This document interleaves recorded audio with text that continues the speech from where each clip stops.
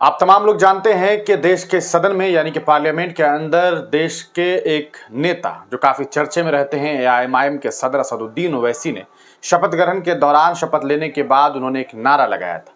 उन्होंने जय फलस्तीन कहा, 4-5 नारे लगाए, जय मीम, जय भीम, जय तेलंगाना, जय फलस्तीन, तकबीर, अल्लाहू अकबर। ये वो नारा था जो असदुद्दीन ओवैसी ने लगाया था। इस नारे के बाद आपने देखा कि किस तरह के हालात बन गए। उनके आवास पर हमला करने की कोशिश की गई, उनके आवास पर पहुंच करके उनके नेम प्लेट पर स्याही फेंकी गई। उसके अलावा आपने देखा हिंदुत्ववादी दल के कई सारे नेता अगले दिन फिर पहुंच गए, तस्वीर लेकर के पहुंचे जिसमें जानवर की तस्वीर में जो है असदुद्दीन ओवैसी की शक्ल का इस्तेमाल किया गया और उसके बाद उनके खिलाफ विरोध प्रदर्शन कर रहे थे। पुलिस प्रशासन तमाशा देखती रही। ये तस्वीरें भी आपने देखी। अब आपको एक और वीडियो दिखाने वाले हैं। ये वीडियो देखिए और अंदाजा लगाइए कि देश के पार्लियामेंट के एक मेंबर जिसे जनता ने चुन करके भेजा, जो संवैधानिक तरीके से चुन करके देश के सदन में पहुंचे, इन्हें ये नहीं मालूम कि इनके जो नेता हैं, जिनके ये चेले हैं, उनकी इतनी हिम्मत नहीं है कि असदुद्दीन ओवैसी के खिलाफ सदन में कोई कार्रवाई कर सके, क्योंकि वो जानते हैं कि असदुद्दीन ओवैसी ने कोई गलती नहीं की। यही वजह है कि आज तक उनके ऊपर कोई कार्रवाई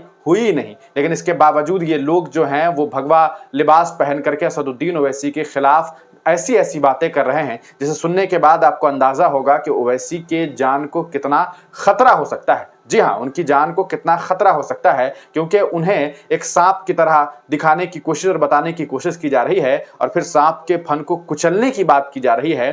शस्त्र से कुचलने की बात हो रही है, शस्त्र का इस्तेमाल करने, यानी कि कहीं ना कहीं असदुद्दीन ओवैसी के खिलाफ ये लोग हिंसक रूप जो है इख्तियार करने की बात कर रहे हैं। खुद देखिए हिंदुत्ववादी दल के नेता क्या कुछ कह रहे हैं। ओवैसी जैसे विषधरों के फण को अब कुचलना पड़ेगा। अब समझाने से नहीं, इनका फण कुचलना पड़ेगा, चाहे वो शास्त्र से है अथवा ना शास्त्र हो तो फिर शस्त्र से ही कुचलेंगे, लेकिन कुचलेंगे। ऐसे व्यक्ति को आप यदि उपदेश से ठीक करना चाहें तो आप ठीक नहीं कर सकते।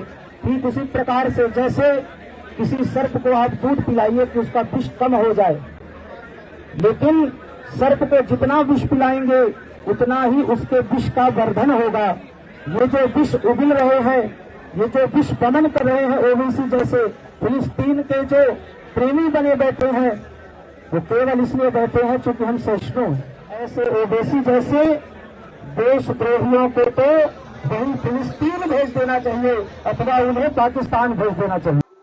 तो दोस्तों, देखा आपने इस वीडियो को। आपको बता दें कि ये वीडियो 30 जून का है। देश की राजधानी में जंतर मंतर से ये तस्वीर सामने आई है, जहां एक सम्मेलन का आयोजन किया गया, सिर्फ इसलिए क्योंकि जय फलस्तीन का नारा असदुद्दीन ओवैसी ने लगाया था। आप सोच के देखिए कि कितनी नफरतें इस देश में बढ़ गई है कि एक मुसलमान नेता अगर जय फलस्तीन का नारा लगा देता है तो कितना बवाल मच जाता है। वहीं असंवैधानिक तरीके से संविधान की शपथ लेने के बाद असंवैधानिक हरकतें की जाती है। भारतीय जनता पार्टी के बरेली के सांसद महोदय जो हैं वो सीधे सीधे जय हिंदू राष्ट्र की बात करते हैं, जो पूरी तरीके से असंवैधानिक है, लेकिन उनके खिलाफ कोई टिप्पणी नहीं होता। ये बताता है कि किस तरह से देश में एक इकलौते ऐसे मुस्लिम सांसद जो जम करके बोलते हैं, मजलूमों की आवाज बुलंद करते हैं, मुसलमानों की, वंचितों की, शोषितों की, दलितों की आवाज को जम करके बुलंद करने का काम करते हैं। उनके खिलाफ किस तरह के अल्फाजों का इस्तेमाल किया जा रहा है, शास्त्र या फिर शस्त्र, दोनों में से किसी एक का इस्तेमाल करके उन्हें खत्म करने, उनके फन को कुचलने की बात करना, यकीनन उनके ऊपर एक हिंसक रूप इख्तियार करने की बात की जा रही है।